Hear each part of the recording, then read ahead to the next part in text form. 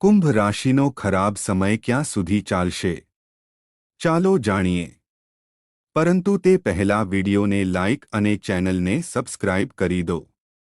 મિત્રો, કુંભ રાશિના જાતકો પર શનિની સાડાસાતી 24 જાન્યુઆરી 2022થી શરૂ થઈ ગઈ હતી અને અત્યારે 20 માર્ચ 1926થી કુંભ રાશિ પર શનિની સાડાસાતીનો ત્રીજો અને છેલ્લો તબક્કો શરૂ થઈ ચૂક્યો છે.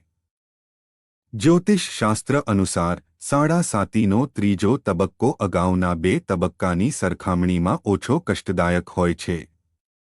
આ સમયગાળા દરમિયાન ધનનું આગમન અને વિવાદોમાંથી મુક્તિ મળવાની સંભાવના રહેલી છે. એટલે કે 20 ઓગસ્ટ 1926થી કુંભ રાશિના જાતકોને નસીબનો પૂરો સાથ મળશે, જેનાથી કુંભ રાશિને દરેક કામમાં સફળતા મળશે. કુંભ રાશિના જાતકો પરથી શનિની સાડાસાતી 3 જૂન 2027ના રોજ સમાપ્ત થશે. એકંદરે 2026 કુંભ રાશિ માટે એક મહત્વપૂર્ણ વર્ષ રહેશે, જેમાં શનિની સાડાસાતીનો ત્રીજો તબક્કો શરૂ થશે અને તેનાથી લાભ મળવાની આશા છે.